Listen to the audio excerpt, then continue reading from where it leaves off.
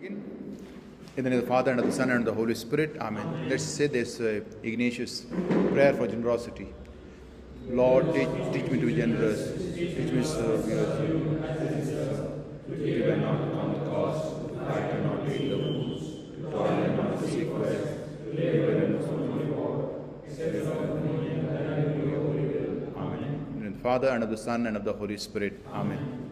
So, dear brothers, welcome back. Today is the second class on the third volume of the Passion and Glory, a flesh and blood history of the Society of Jesus. So today what we'll be doing is this book, which contains about autumn and winter seasons of the Society of Jesus. Yesterday we looked into the golden age of the Society of Jesus. We looked into various figures were very important, and also what are the things happen in the Society of Jesus. Basically concerning about the great heritage that was given to other members of the Society of Jesus, what we can call the second generation of Jesuits after the founding fathers. Because the first volume spoke about the founding fathers of the Society of Jesus, the first 9 members. And later on, some of the other Jesuits like Peter Canisius, etc. And yesterday we started with Robert Bellarmine and other great figures who worked in various parts of the world. And also we spoke about yesterday about the 2 centers were very important in giving a wide variety of views on how the mission of the society should be continued and moved and carried forward. Perhaps you are not able, I am not able to see you. Perhaps you can come this side. Yeah. Always is when you sit in the classes, you should see at least the speaker. Then at least the speaker can see you. And so what's happening is in that years, the 2 centers. One is the General Curia of the Society of Jesus, where Father General and his assistants and the counselors resided, and they gave the direction to the entire society. And a lot of letters went from other places of the society to those places, and a lot of exchange was happening. The letters from Father General to the missions and other centers of the world.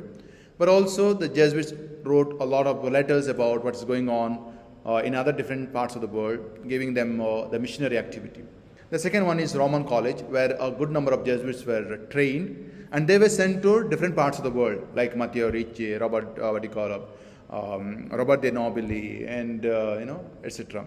And there were also other people who lectured in college, like Robert Bellarmine, Stanislas Kostka, and the Berkmans and Gonzaga, who studied in the college, but they lived a very short time, but gave a very lived a very holy life and became models to be imitated by other young Jesuits around the world.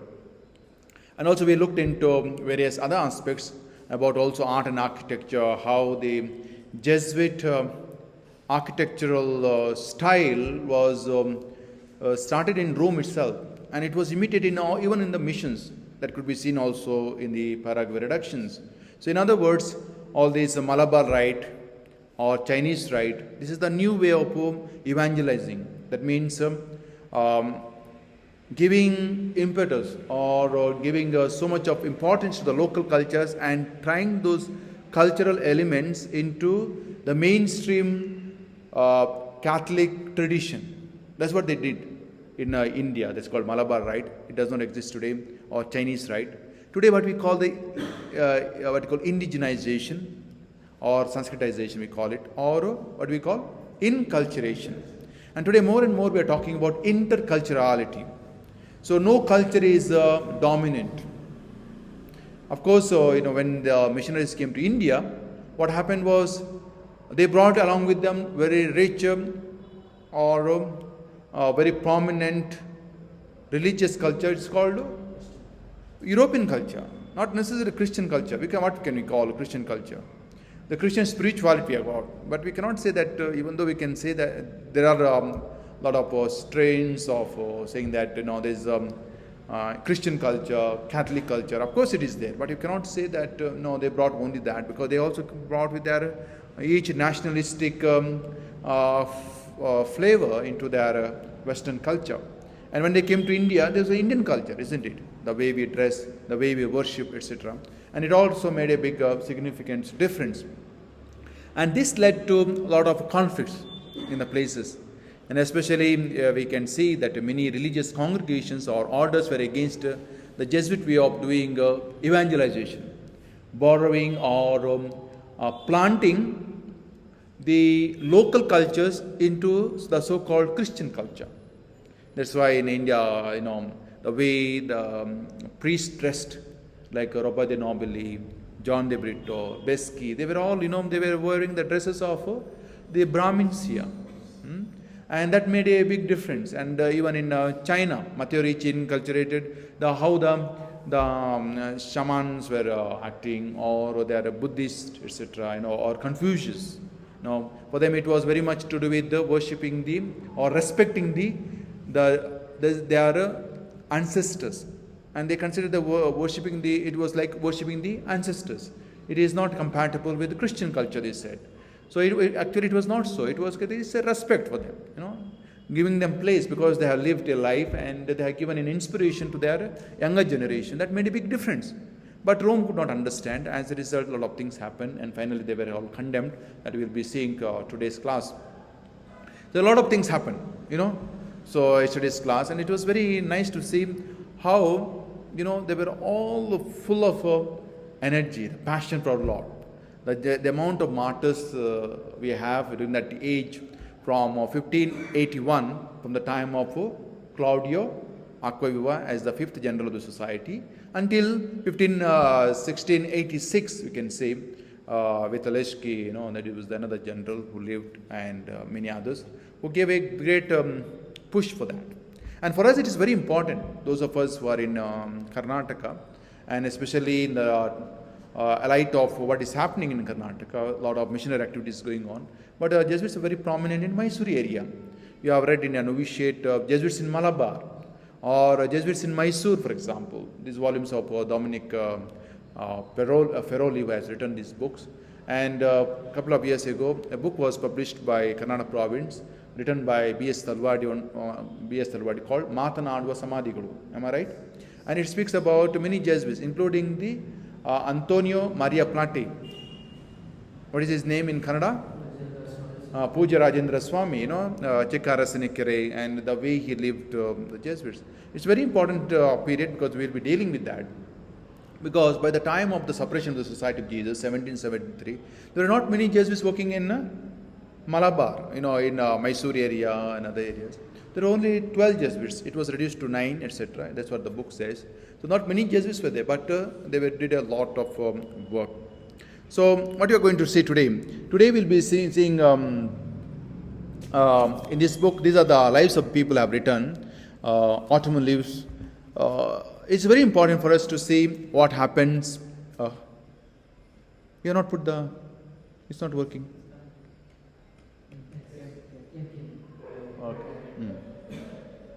Okay.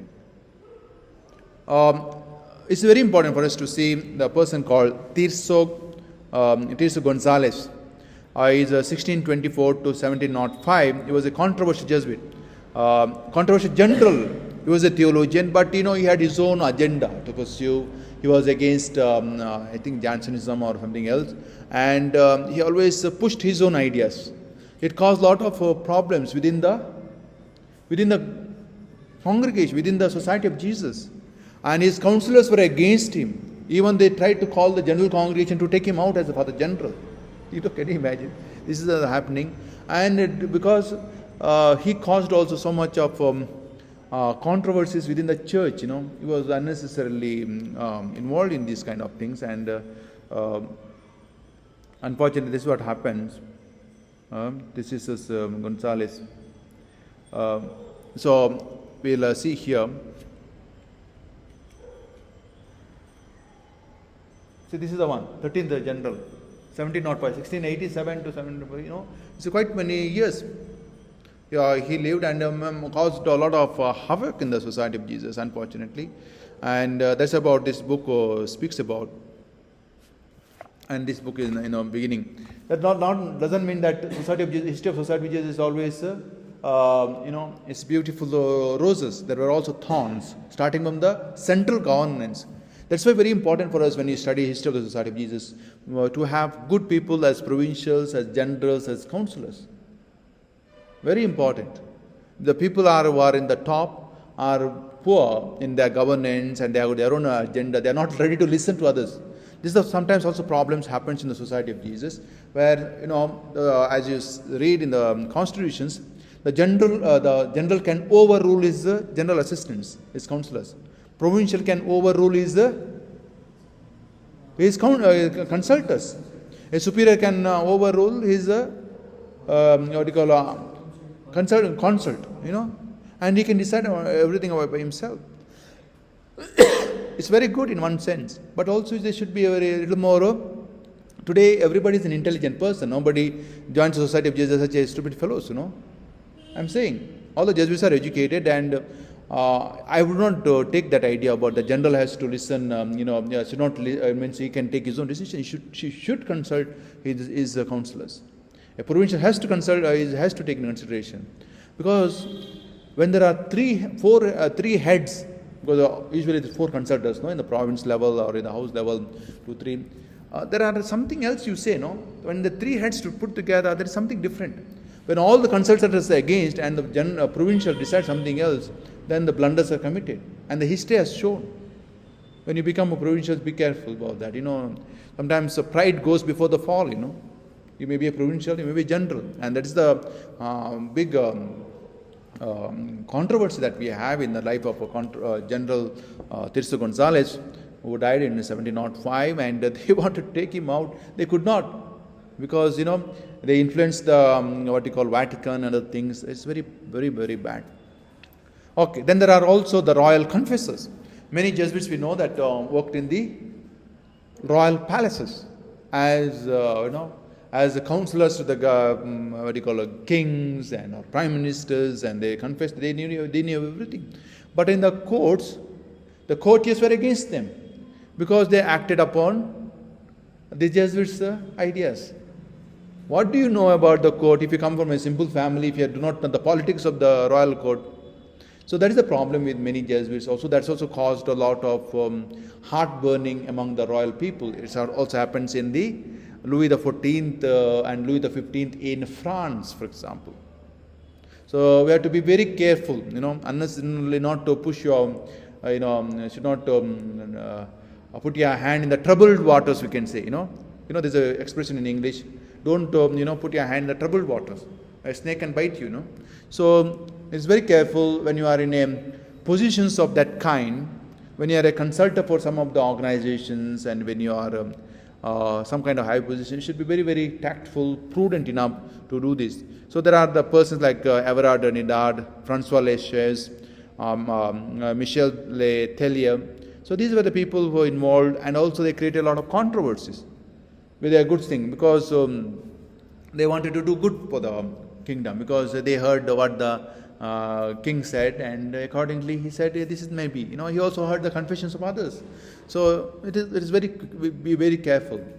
As confessors, we should not give advice to these kings and queens or prime ministers or presidents. Should be very careful.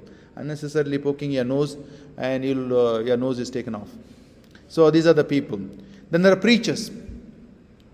The Society of Jesus produced a great many preachers. They preached missions. Have you heard about preaching missions? What is its meaning? It's giving a retreats like. I do not know here, now it is not very much practiced. A priest went from one parish to another preaching about Lenten sermons or Advent sermons. They stayed there. It is like charismatic retreats. The modern time of charismatic retreats were done by Jesuits. They went to the missions and they said, you are going to hell. Go and come confession, go for confessions. That's what made them to change their ways of doing things. And they said, if you don't go for confession, you'll go to hell. And people had no much knowledge and ideas. And all Christians went to the confessions, and they wept, and they all did all sorts of things, and they changed them and their ways.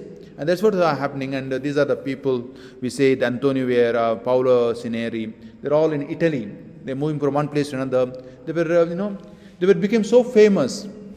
They were all become very famous, and people came to them, and they made a big decision in the lives of people, And, Antonio Baldonici, Pedro Calatayud, various countries, Spain, Portugal, and Italy, they preached a lot of missions, brought many people to back to the fold. Not necessarily they were non-Christians. They were all Christians. Okay, most of the time these preachers were all for the preaching to the old Catholics, you can say. Then are also people, the wise men from the West. These people, Johann Adam Schell von Bell. He went to China. He continued to work along with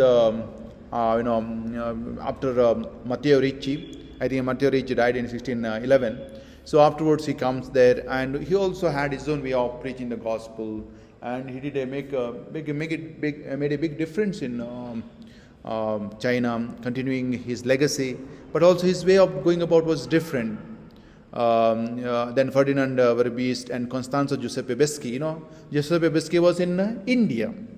He wrote a lot on commentaries on Vedas and other things, wrote grammar, commentaries, etc. But all the time he was persecuted by others. He lived in prisons for many a time, and he has to suffer a lot because of what he was doing. Because he was also supporting the people. He was also a great preacher as well, because he knew the languages. That's why very important to preach anywhere. You need to know the language as well. Any language that you know, then you can preach. Then also we have got the story about during this time, very troubled times I'm talking about, 1726, after 1686 onwards, things change a lot in the world.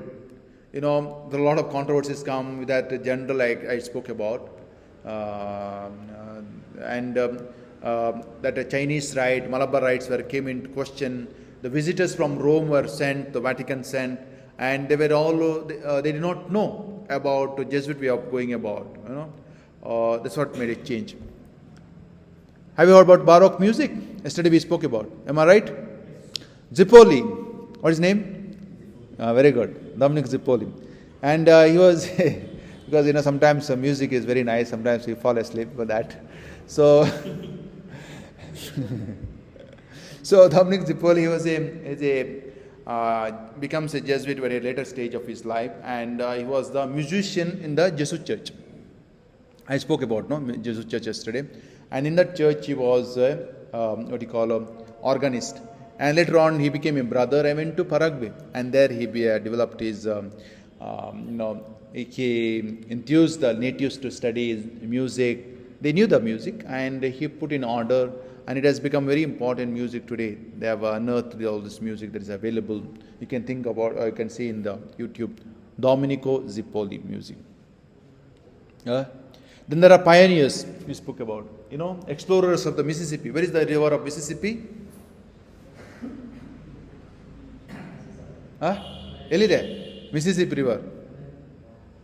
Africa Asia United States of America. Have you heard about Huckleberry Finn? Mark Twain, have you heard? Mark Twain? Yes. Where does it happen? So all these his adventures. Mississippi River? Okay. So this person called Jacques Marquette. There is a university called Marquette University today named after him. He was the explorer of the Mississippi River, and of course it was found, they knew the native people, but it was made known to others by this explorer called Marquette, Jacques Marquette, Jesuit.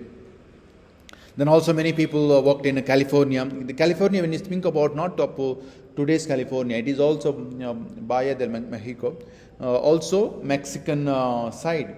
California was part of Mexico once upon a time. It was taken over by the United States. Okay, so this Eusebio Aquino, Juan Maria Salvatierra, and Juan Ugarte. These are the people who did a lot of exploration, did a lot of missionary activity in Mexico, that belt, etc.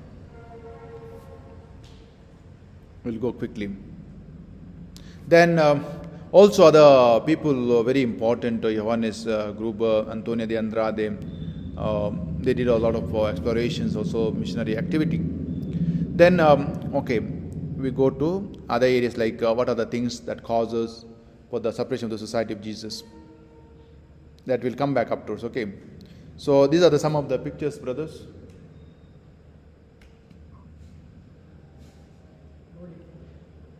What? Loading.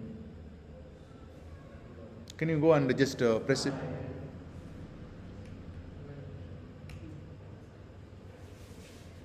Just could you go and press it?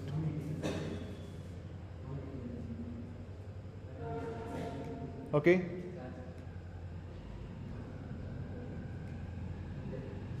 Okay. This is shows about the reductions in Paraguay and some of the pictures on the older provinces, And we can see there were also, along with the Jesuits, many other people also worked, okay? Dominicans, Franciscans, Augustinians, they were all working in different parts of South America. So these are the stations where they worked. These are it's very difficult until 15. It's not moving, brothers. Because maybe this is a heavy file. Strike it. Okay, this is just give an example about total number of Jesuits. From 1556 to 1773, you can see the number. What is that? The straight line goes up, no? You can see the down numbering. If your eyes are very good, you can see how the growth takes place. 1,000.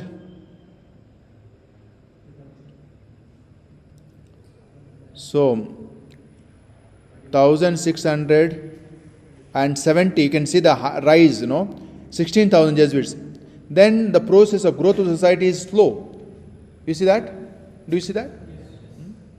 For example, now 1,710, the number of Jesuits only went up to 20,000 from, very slow growth. And afterwards we see that 1,740, only 22,000 Jesuits. By the suppression of the Society of Jesus, there was something like 23,000 Jesuits, 1773. It did not go up. But if you see another line, that is the second society, 1814 onwards, the curve goes very high until 1965, where we had 35,000 Jesuits. During the at the conclusion of the Second Vatican Council, there was 35,000 Jesuits. There were too many people. You can say too many people. Okay. So who are the generals during this time? So we see that 64. Giovanni Paolo Oliva. Giovanni Paolo Oliva is very important general. That's why it is written red. He did a lot of work after that Vitelleschi's time, and he was an Italian architecture. He was a person who loved architecture and art, etc. He gave a lot of importance to those things, and later on you can see. Okay, then we saw that you can see that change of generals. Gonzales, then Michelangelo Tamburini.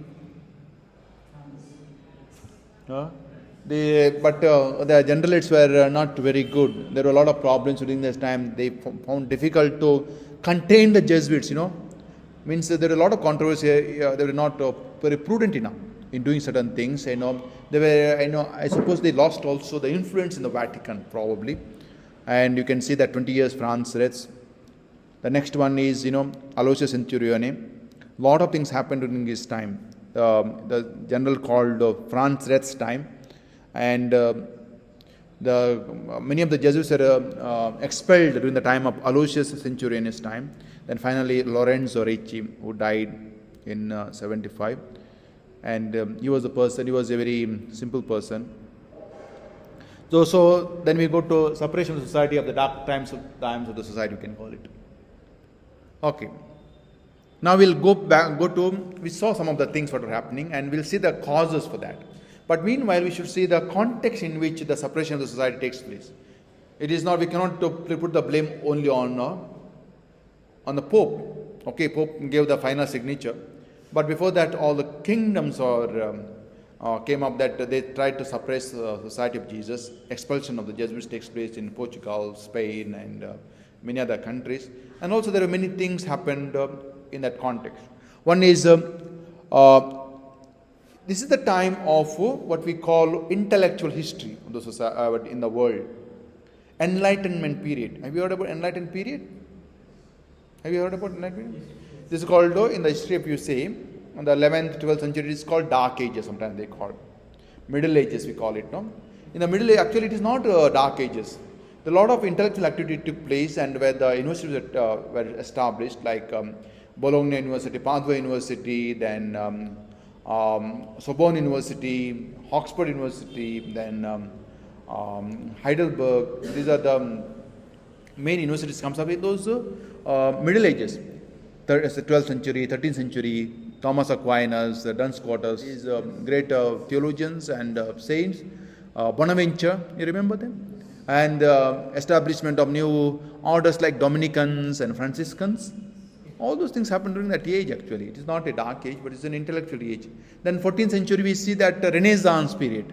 You remember? Renaissance period, what happens? Humanistic values. Have you heard about Desiderius Erasmus? Have you studied about Erasmus? From Netherlands, and he was a great intellectual, started to study the biblical languages during that time. Lot of importance for study of languages. This is what happens. And 14th century also a lot of literary works happen with the publication of Dante, Alighieri. Have you heard about Dante? Divine Comedy? Very good. So later on, this is the Erasmus, he writes a lot of things, a lot of tractates takes place, discovery of the Greek philosophy. By Thomas Aquinas, he writes a lot of commentaries in the 13th century, and 14th century a lot of paintings take place. Raphael, have you heard about Raphael? Then Michelangelo, then Leonardo da Vinci, Mona Lisa, Last Supper. Have you heard about them? Very good. So these are the people. So there is a lot of enlightenments coming up, and it is 15th century. What happens?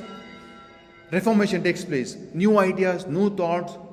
And they see that things are not very good in the church, and Reformation takes place with the Martin Luther, then Calvin, then Zwingli. Have you heard about it in the history of the church? So the lot of things happen, and finally culminates in the Counter Reformation, and the Council of Trent was called. In which year Council of Trent starts? 1546. 45-46.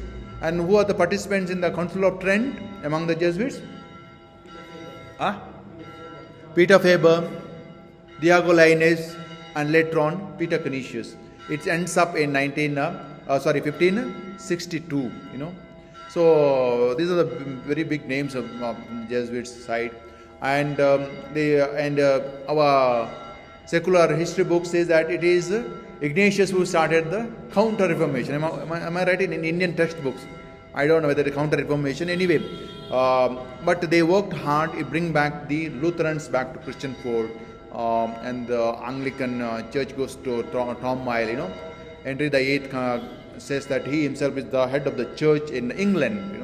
This is also nationalistic fervor. All the national countries wanted not to be under the Holy Roman Empire. Have you heard about Holy Roman Empire? All these kings had to obey the Pope. So many of the kings were very, very autonomous. They didn't want to come under the Pope, isn't it? Which Pope? Which Pope was during the time of Council of Trent? Paul? Yeah, Paul the Third, and this is the Pope. It's very important, and he is the one who gave the papal bull, establishing the Society of Jesus. Regimini Militante Ecclesiae. Which year? 1540. Okay, September 27th. Okay. So these are the story. We should understand. Whenever we study history, we should understand world history. It's very good to know. 1546 started, and Council of Trent.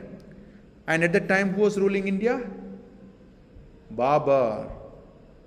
1526, who comes? Babar. Akbar Amir. Okay. 1526, he occupies India. Before that, Khilji dynasty, and these are the people.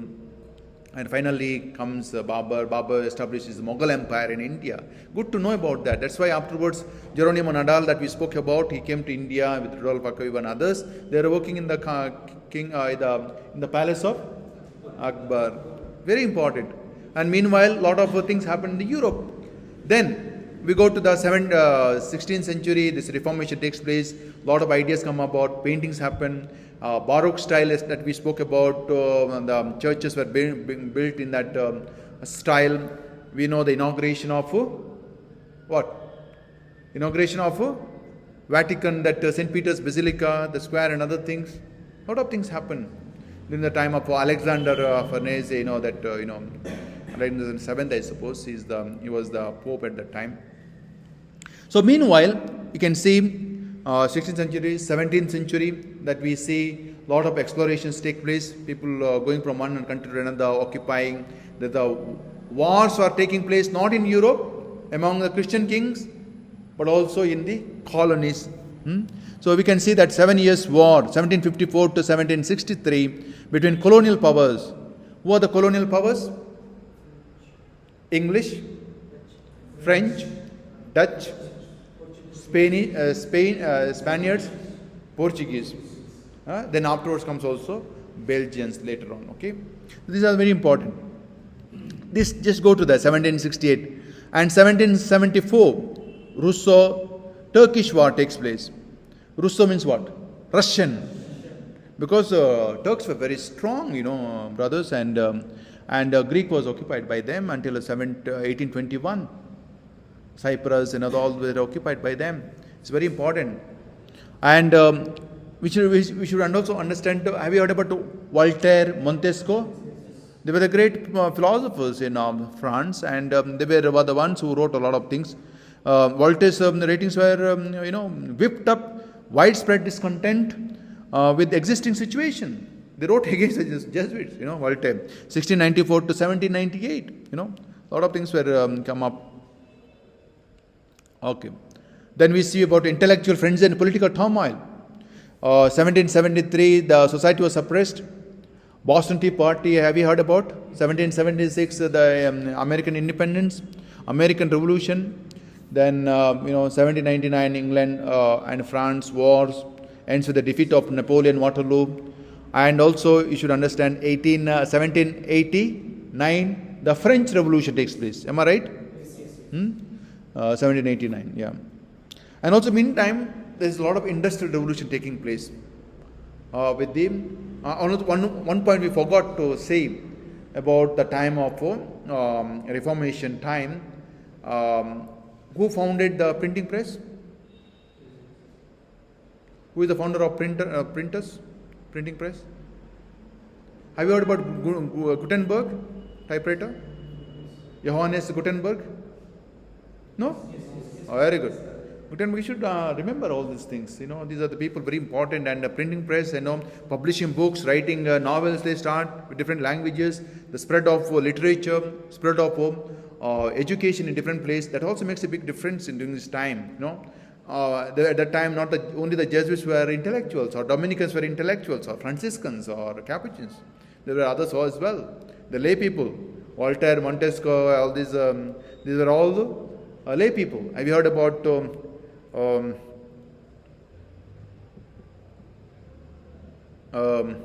Enlightenment Period? René Descartes.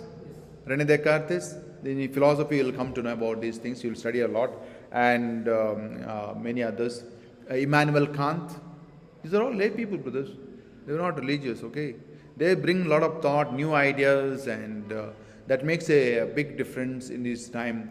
And afterwards, we see that Friedrich Engels and Karl Marx. A little later on. In the 19th century, early 18th century.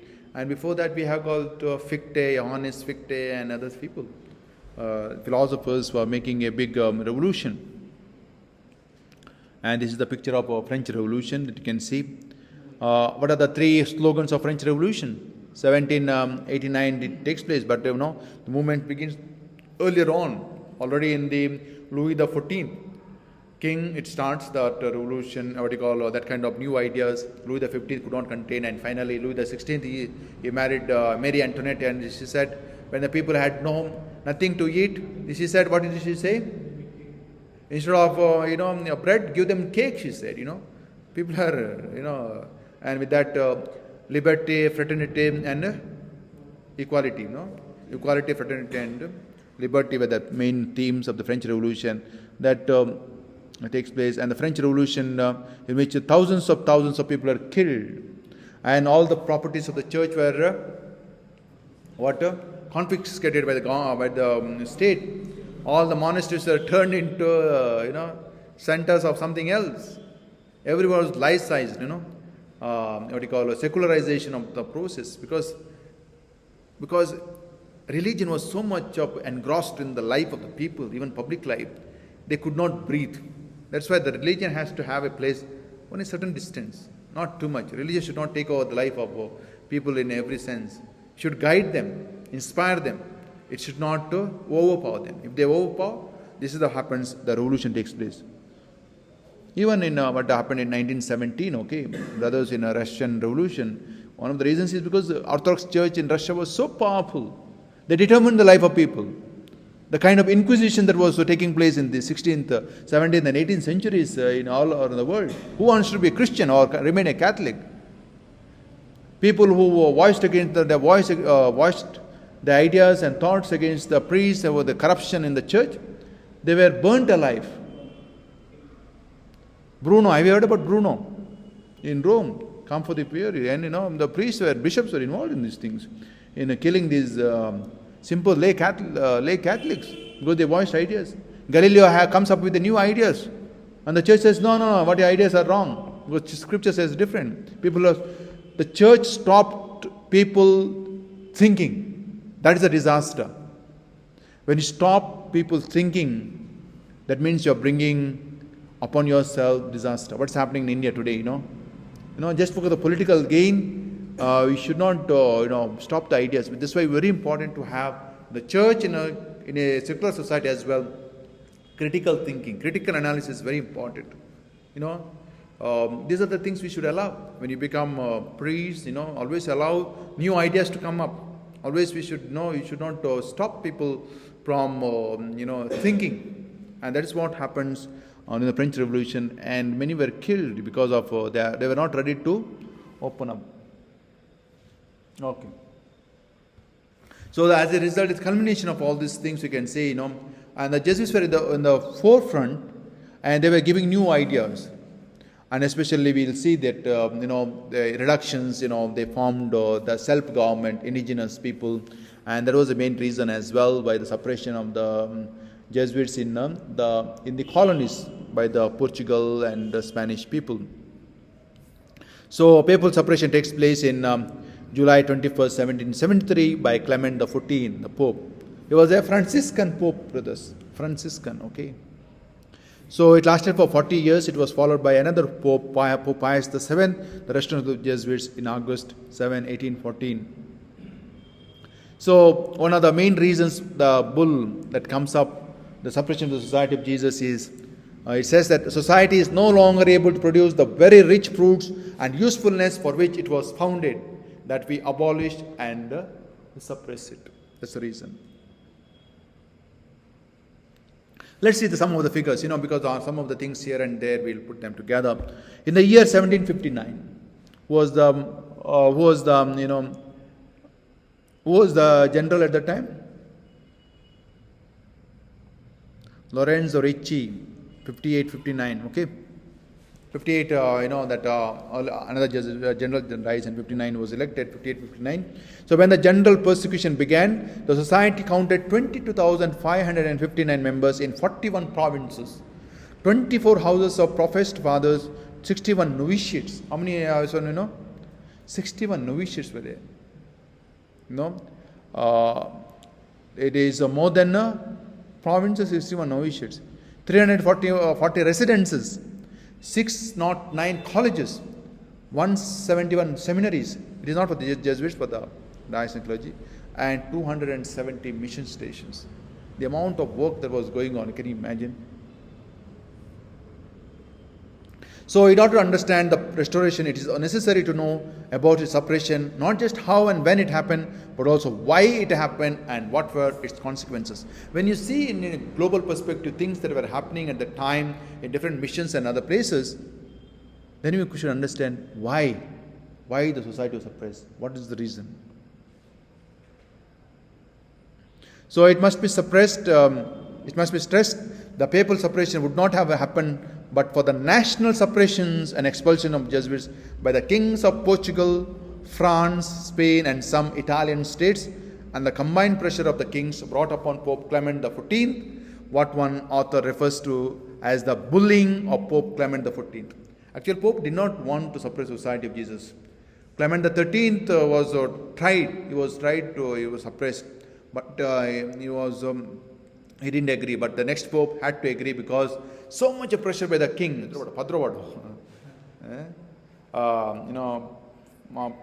His father, because it was managed by the Portuguese and the Spaniards, and all these mission territories were under them, and they appointed the bishops, not the Pope. Whereas Propaganda Fide, which was established in 1622 to oversee the territories of missions by Pope Gregory XIII, and he would appoint bishops, Pope would appoint bishops in those territories. So always there was a conflict between Padrovado and Propaganda Fide, even in India. And that's what happens, in Kerala we have a lot of rights controversy. It happens, the Padrovado and Propaganda Fide, and in between these Syrian Catholics got stuck, and a lot of problems that brought about, and anyway. On the eve of the suppression in 1750, there were more than 22,500 Jesuits actively involved in different ministries around the world. Portugal. It's a very important country called Portugal. Portugal had a very great power on the missions because of Padrovado, and also they were all together, Portugal and Spain, because they intermarried among the kings, because both of them are Christian, Catholic kings. So they married and they united together, Spain and Portugal, all sorts of things happened.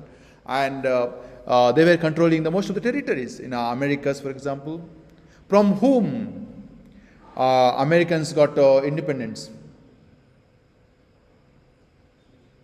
English or French?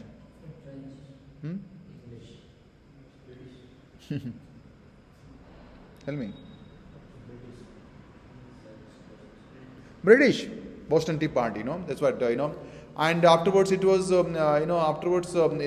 United States became independent, but they did not have the, colonies, but some parts were all managed by the French, because French helped British. They toppled those Boston Tea Party, that was ships that were carrying the tea from UK to, the Britain to this country. But all the Latin America, such huge countries, Brazil, Argentina, Paraguay, Uruguay, Chile, all those were under the rule of Spain or Portugal. Brazil under Portugal. That's why the Brazilians speak Portuguese. So too in the African countries like Mozambique and what are the other countries? These are the Mozambique and Albania, I suppose. They also speak Portuguese. So, in the mid-18th century, there were approximately 1,760 Jesuits in Portuguese assistancy, more than half of whom were serving in overseas missions. 1,760 in Portuguese Jesuits. They were working in different missions, that's what assistants. Assistants consisting of Jesuits of Portugal. So, very important reasons. Lisbon Earthquake of 1755. Have you heard about it? Lisbon. So, in 1755, this earthquake destroys much of the city, and about 10% of the 250,000 inhabitants died in the earthquake. So many. So those are mass doing. If it is 250,000 inhabitants and 10% of them are killed, how many thousand people will be? 25? 25,000, am I right? 25,000 people died during that time. At that time there were not populations like today. There is a Jesuit called Gabriel Malagrida, we spoke about him, an Italian Jesuit in Portugal, who was widely acclaimed as a mystic and missionary, preached that a sinful people had breached the limits of divine mercy and patience, and that is why the earthquake. He had spoken because he was, all these preachers were preaching, if you don't do that, the God's wrath will come down upon you and you'll be destroyed. And, finally, people will die, but people will put the eyes on the prime ministers and the kings, They will be targeted. So that's the reason. So this is what he was trying to do. Good intentions, but bad consequences. Those in Portuguese government administrations were upset. They didn't like this. If the Portuguese were so sinful, the people, what did that say about the government? That's what they asked. Isn't it? That means the government is responsible. The government is living a sinful life. They are ruling it. So, Sebastian Jose de Carvalho Mello, 1699 to 1782, known in history by his title, the Marquis de Pombal, became the chief minister of King Joseph I. Pombal is very important. The king was a weak king, and Pombal ruled the empire. He was the prime minister. Usually the prime minister ruled the country. He was determined to crush any and all opposition, and the Jesuits suffered greatly from him. He always, somehow or the other, he did not like the Jesuits at all, because they were very powerful, and that's what happened. Something to learn about. Brothers, this is in Russian. I think I taught you this thing in the novitiate, am I right? 1759. Portugal, 1759. Portugalia. So this is the Pombal, and with his empire, you can see that throne behind him and all the ships that were going on. Can you see that? So Cordera, Julio Cordera is the classmate and friend of Lorenzo Ricci, the last general. He was in the missions in South America. After the separation of society, he begins to write the separation years of the Society of Jesus. What are the reasons? And this is what he writes. This book was not published until 1970s. 1970s, it was published. It was in Italian. It was kept in the archives and serially published. And today we have got a real picture about what happened, what are the reasons, and he writes about Julio Cordera. It says, Pombal was the first author and architect of the separation, first person to move this idea. For when he expelled the Jesuits from Portuguese territory, he gave an example which other ministers, men with almost equal power, but with a little less treachery than he, took up for imitation. That means all these kings and prime ministers had contact with other kingdoms. Am I right? And he said he was a very influential person, and he wants to others also follow the same, starting with Spain as well. Pombal's first anger against the Jesuits can be traced to what happened in the Paraguay reductions, well-organized settlements.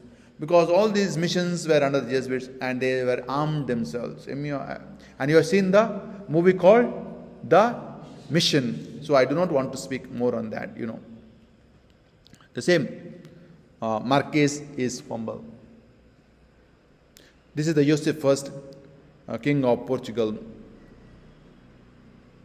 And Benedict XIV, Pope, 1740 to 1758, and he was a very weak Pope actually. They brought a lot of pressure, and he did not put his foot down. He did not put his foot down. Say that we will not suppress society or something like that. Because his also support is very important. Because everything is Pope and these Catholic kings were all together. It's a good masala. So now we have to say something about, I think we'll not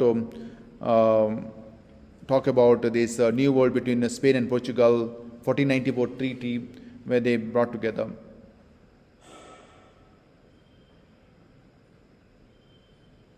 So, what is important? Due to the boundary treaty of January 13, 1750, between Spain and Portugal, Spain conceded to Portugal a large portion of the land east of the Uruguay River.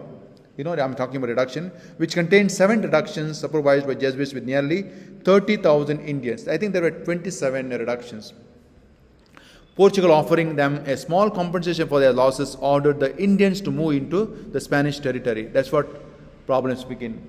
The Jesuits approved the.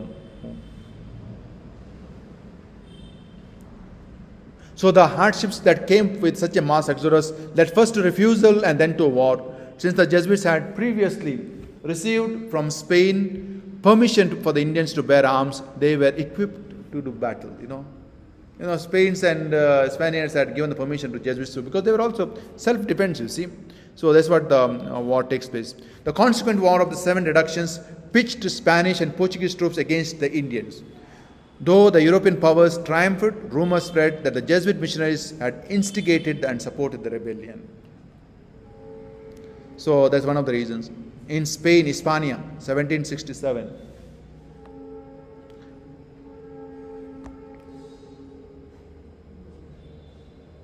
Okay.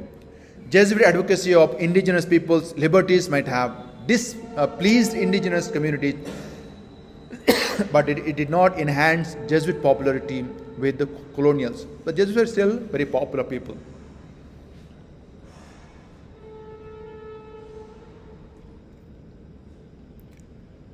So Pombal and his supporters, we'll go ahead because there's not much time. Pombal and his supporters became more convinced that now that the Jesuits were at heart treasonous, being fundamentally loyal to the international church, the Pope and their order, as opposed to king and country.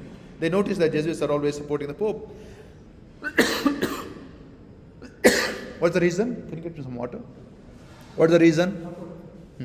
Some little bit more. Why?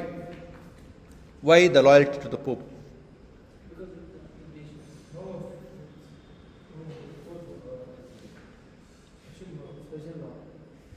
I heard something. Fourth vow, brothers. Because the fourth vow, we have to be obedient to the Pope and not to the king or to anybody else. And they knew it. This is the obedience and this is what they do, all these things. Their loyalty to the Pope was more than to the king. Brothers, don't forget your history, what you studied in the novitiate. Everything looks like coming up to Dharwad and being in the Corona time. Looks like everything I've forgotten. What is this?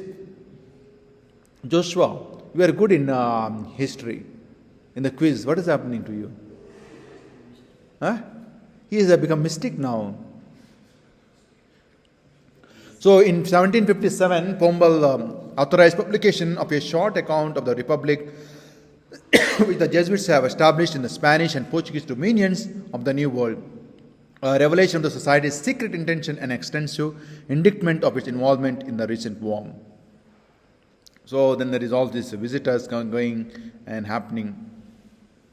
So this is a person called Cardinal Saldana, Francesco, who gives a very bad report about Jesuits. So what happens is another reason is also the France, the French Jesuits had taken up, French Jesuits, there's also another reason of French Jesuits. They were running the missions in Americas, in Canada, and a Jesuit had invested in the plantations, and they were doing the trade as well as. And when they were bringing all this trade in the seas, and they were all drowned, lost, and they had taken the money from the banks in France. Of course, who were running the banks? All these politicians were in the Republic as well, and the debt was so high. So they tried to plead the king, and king could not do, and the legislation was brought out in the French Parliament, which was against the Jesuits, and that's also another reason why Jesuits were suppressed in France and in their territories. Then another reason is about already there were problems in the missions. Missions like India and China and Japan, where there's a lot of inculturations happening. Chinese Malabar rites were Malabar rite and Chinese rites were suppressed by a papal bull already in the 18th centuries, 7 or 8 something.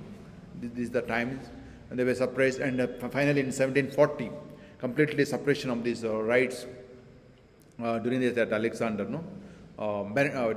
We saw just now. Okay, there's a Pope who suppressed all these rights, etc., and it caused a lot of havoc, and finally it led to the suppression of the Society of Jesus. Okay, that is the story we are talking about, and I suppose just to give a brief account about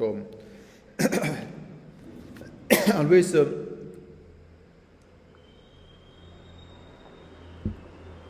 as I told you, as always, the leadership counts a lot in all these tragedies, all these problems. I read something about Lorenzo Ricci's meekness. This is what it is. On 21st May 1758, when the storm was at its blackest, General Congregation 19 elected Lorenzo Ricci general. Was he the man demanded by the times? The book asks.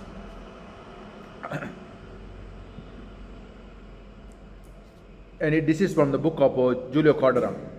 I would have considered him most able to steer the society in a calm sea, but not to be at the helm in such a stormy one. Extraordinary circumstances required extraordinary measures. An exceptional mettle was needed not to yield an inch of ground.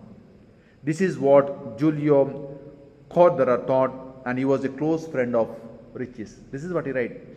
This general Lorenzo was a very mild man. He was a nice person in a calm times, not in a time of storm. And this man was not suited for that time. And there is a cause of his beatification is on the process, okay? Another friend of Ricci's thoughts otherwise. Tommaso Termanini, another Jesuit, writes this way. He is meek. Who's meek? Lorenzo Ricci's. He is meek and agreeable character. His transparent ways, absolutely simple and unfeigned, his rather shy and retired nature made him the exact opposite of the image both of him and of the society spread abroad by the enemies.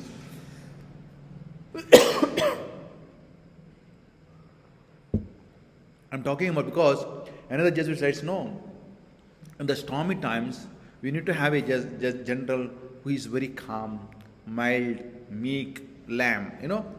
This is always a way of understanding what kind of leadership you want in times of troubles. Very important for us to study as Jesuits. We are all young Jesuits. What kind of leader we want in particular time of history? Because a single person's decision can make our life happy or suffering. The amount of Jesuits have to suffer in the sea voyages with the starvation. Am I right? Many Jesuits died in the prisons because a Jesuits lack of clarity and understanding to protect her. Who wants to die unnecessarily? I don't want to die as a Jesuit starvation because of somebody else's problem, isn't it? Probably we're ready to give that because of under obedience, but who wants to be? But this is what happens in the life of Lorenzo's time as general. Further it says, it's very nice I found. On one point, the two friends are agreed. Who? Giulio Cordera and this Tommaso. Ricci was a lamb cornered by a pack of wolves. He personified the saying of the gospel, I am sending you like a sheep among the wolves.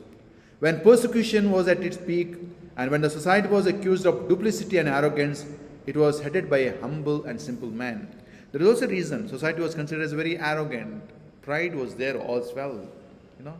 As I said yesterday, pride goes before the fall. Further, if he lacked fighting spirit, he certainly lacked governing experience. He had been professor of theology in the Roman college and spiritual director in the Roman seminary, first and later in the Roman college. In December 1755, Luigi Centurione, recently elected general, appointed him secretary of the society.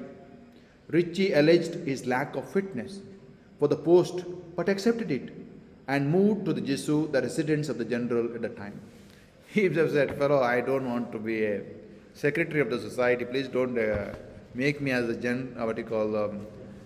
secretary general of the society. And still these fellows went on after the death of the general as a general. And this is the end of it. This is, sometimes if you are not capable, one thing is you should not accept the position, brothers. If you are not capable to be a principal, say no to that job. If you are incapable of being a good professor, don't accept that. You do something else, minister of the job. If you are not capable of being a provincial or superior, don't take up the job and don't bring disaster not only on you and to the community members and to the institution. There are many people who want to be, but they are incapable. And we have to be straightforward. If you are incapable, don't take up the positions. Why do you want to make your life miserable? Okay, you make your life miserable. Don't make the life miserable of the institution or the community. Am I right? Brothers, always remember these things. Because always the positions and power are always Amisha. They bring always desires. The Ignacio said we should need to desire, but not do all these things. Don't desire for all these things. If you are incapable, don't do in what you are capable of. This is very important. So this is also another thing. Okay. So brothers, with these things we conclude about very fascinating story about the history of the Society of Jesus, and you should know that separation takes place 73. The society continued to exist, in many of the places like Austria and even in Russia, etc. And there was Jesuits running around, and all these Jesuits were expelled from the countries. They went to Russia. Tsarina II gave them the place, and afterwards they were also barred from Russia in 1815. And meanwhile, the society was restored in 1814 with the full powers, with the same constitution. Nothing was changed, and that's how society continued to exist.